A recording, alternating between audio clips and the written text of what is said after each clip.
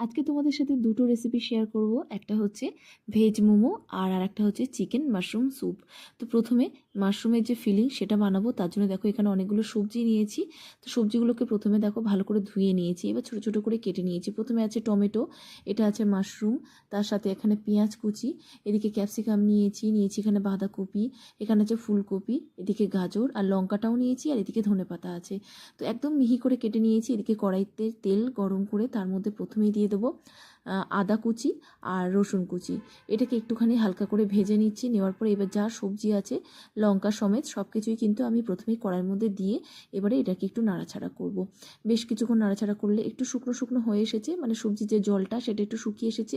এবার স্বাদ মতো নুন দিয়ে দিলাম, একটু চিনি, একটু গোলমরিচের গুঁড়ো দিয়েছি, সাথে একটু ভিনিগার দিয়ে দিলাম, আর এর সাথে দিয়েছি একটু সোয়া সস। এটাকে দেওয়ার পরে আবারও কিন্তু হাই ফ্লেমে একটু নাড়াচাড়া করেছি। সবজিটা দেখো শুকনো শুকনো হয়ে আসছে। এবার একটা বাটির মধ্যে অল্প একটু কর্নফ্লোর নিয়ে সামান্য একটু জল দিয়ে এটাকে ভালো করে গুলে নিয়ে এই সবজির মধ্যে দিয়ে দিলাম। সাথে একটু ধনেপাতা কুচি দিয়ে দেবো আর একটু টমেটো কেচাপ।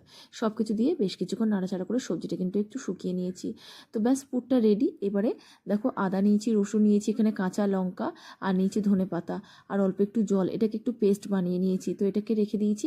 এবার কড়াইয়ের মধ্যে, মানে এখানে প্রেশার কুকার নিয়েছি, একটুখানি ঘি গরম করে তার মধ্যে তেজপাতা, লবঙ্গ, দারচিনি, এলাচ, স্টার আনিস আর নিচের মধ্যে পেঁয়াজ কুচি। তো সব কিছু একটু ভেজে নিয়ে তারপর এর মধ্যে ছোটো ছোটো করে কেটে রাখা চিকেন দিয়ে দিলাম। চিকেনটাকে হাই ফ্লেমে একটু নাড়াচাড়া করার পরে এর মধ্যে দিয়েছি মাশরুমটা দেওয়ার পরে দেখো ওই যে মিশ্রণটা বানিয়ে রেখেছিলাম মিক্সিতে সেটা দিয়ে দিলাম। তার সাথে বেশ কিছুটা জলটা দেওয়ার পরে আবার কিন্তু বেশ কিছুক্ষণ এইভাবে মিশিয়ে নিয়ে এটার মধ্যে আমি পরিমাণ মতো নুন দিয়ে দিচ্ছি, একটু গোলমরিচের গুঁড়ো দিয়ে দিলাম, ভালো করে মিশিয়ে নিয়েছি। আরও একটু জলের দরকার আছে, সেটা দিয়ে আমি এটা ঢাকনা বন্ধ করে দিয়ে এটাকে একটু সেদ্ধ হতে দেবো। আর অন্যদিকে ময়দা নিয়ে নিলাম, তার মধ্যে অল্প একটু নুন দিয়ে আমি এটাকে একটু জল দিয়ে মেখে নিচ্ছি। উপর থেকে আরও একটু তেল দিয়ে আমি এটাকে ভালো করে মেখে নেব। ততক্ষণে কিন্তু এদিকে যে স্যুপের জন্য রেডি করেছিলাম এটা হয়ে গেছে। সিটিটা রিলিজ করে দেওয়ার পরে দেখো ঢাকনাটা খুলেছি। তো এর মধ্যে একটু ধনেপাতা কুচি দিয়ে দিলাম, গ্যাসটা জ্বালিয়ে দিয়েছি, আর তার সাথে দিয়ে দেবো একটু লেবুর রস।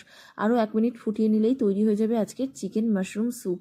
এবার যাব যে মোমো সেটার জন্য। তো মোমোটা এখানে প্রথমে আটাটা মেখে রেখেছিলাম, তো 10 থেকে 15 মিনিট রাখা ছিল। এবার এর থেকে লেচি কেটে নিয়ে প্রথমে দেখো এইভাবে ছোটো ছোটো করে লেচি প্রথমে এইভাবে কেটে নিচ্ছি। নেবার পরে এটাকে ভালো করে স্মুথ করে নিয়ে এবার বেলে নেব। তো বেলে নেবার পরে এটার মধ্যে যে পুরটা প্রথমে বানিয়েছিলাম সেই পুরটাকে ভরে নিয়ে এটাকে যেভাবে মোমোর শেপ দিতে হয় সেভাবে মোমোর শেপ দেবো। যে লম্বাটে মোমোর শেপটা হয় সেটাই আমি এখানে দিয়ে দিলাম। তো এইভাবে কিন্তু প্রত্যেকটা মোমো আমি বানিয়ে নেবার পরে আমি এটাকে ইডলি মেকারের মধ্যে স্টিম করব। তো ইডলি মেকারের মধ্যে প্রথমে জল বসিয়ে দিয়েছি।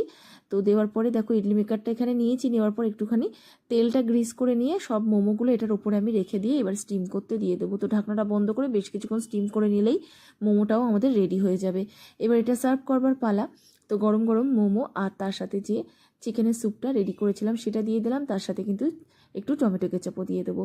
তো রেসিপিটা কেমন লাগলো জানিও, অবশ্যই কিন্তু ট্রাই করতে পারো। আর ভালো লাগলে অবশ্যই সঙ্গে থেকো। দেখা হবে নতুন ভিডিওর সাথে, ততক্ষণের জন্য টাটা।